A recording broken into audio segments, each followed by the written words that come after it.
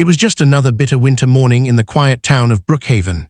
Snow clung stubbornly to the sidewalks, muffling the sounds of the world, while the heavy grey sky loomed over the small buildings. Inside Louie's diner, the hum of the heater mixed with the clatter of utensils and the scent of coffee. The yellow walls, decorated with old photographs and neon signs, offered a little warmth against the cold, but the booths were mostly empty. Only a few early risers came in these days, nursing black coffee and avoiding each other's eyes. In the back corner near the window, an elderly man sat alone, slowly eating scrambled eggs and toast. His name was Walter Green, but nobody really knew that. Most regulars just called him that old man who eats alone. His coat was tattered, the kind of thick canvas that had seen years of winters.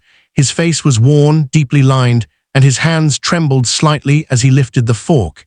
He didn't say much, didn't make trouble. Just ordered the cheapest thing on the menu, sat silently, and always left one crumpled dollar bill under his plate when he could afford to. At the counter stood Erica Moore, waiting for her breakfast to go. She was in her blue mechanic's jumpsuit, her curly hair pulled back neatly. Her name tag was stitched above the heart. Erica. She had worked at Ray's Auto Repair for nearly 7 years, fixing brakes, rotating tires, and keeping the old cars of Brookhaven alive. Life hadn't been kind to her. Her mother passed when she was just 19, and her father left long before that. Now she was raising her little brother on her own, putting him through community college with whatever was left over after rent and bills. Some days she barely ate, but she never complained. Erica's warmth was her quiet superpower. She had a habit of noticing things other people ignored. So when her eyes fell on the old man at the booth, she didn't just see a tired face and old clothes. She saw loneliness, a lifetime of it.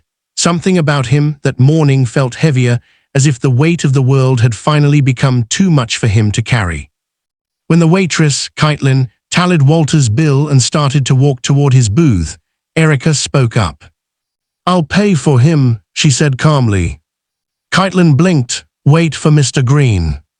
Erica nodded and pulled out a small stack of folded bills from her back pocket. They weren't much, but she offered them without hesitation. "Yeah, just add it to mine." She didn't look for approval. She wasn't trying to make a statement. She just didn't want that man to have to count coins or skip another meal. He didn't notice her gesture. Or maybe he did and just didn't know what to say. Either way, Erica paid and walked out into the snow with her paper bag of breakfast and a heart just a little fuller than when she'd come in. The next morning started like any other. Erica was making coffee in her small kitchen, still wearing her oversized hoodie and mismatched socks, when she heard a loud honk outside. Frowning, she walked over to the window, peeled back the curtain, and froze.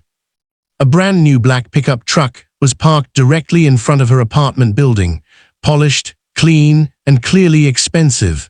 Next to it stood a sharply dressed man with a clipboard in his hand. He looked around before checking the address and approaching her front door. She rushed downstairs, her heart pounding. The man smiled as she opened the door. "Erica Moore?" he asked politely. "Yeah, that's me." He extended the clipboard. "I'm with Brookhaven Legal Services. I've been asked to deliver this to you." "What is it?" she asked, taking the envelope and reading the seal on the front. It was real, formal. "It's from Mr. Walter Green," he said. "He passed away last night." Erica's heart sank. She hadn't expected that. She barely knew the man, and yet her throat tightened. I'm sorry, I didn't know." "He left very specific instructions for us," the man continued. "He said that if anything happened to him, we were to find you. He wanted you to have this truck and this envelope." Erica slowly opened the envelope, her fingers trembling. Inside was a handwritten letter, the ink slightly smudged, but the message unmistakably heartfelt. "Dear Erica, you didn't know me, but you saw me. You gave when you didn't have to. You made an old man feel human again. That day you paid for my breakfast. It wasn't just a meal. It was a reminder that kindness still exists, that not everyone walks past people like me. My wife, Helen, used to say that true wealth is found in those who give without expecting anything back. You reminded me of her. She was all heart, just like you.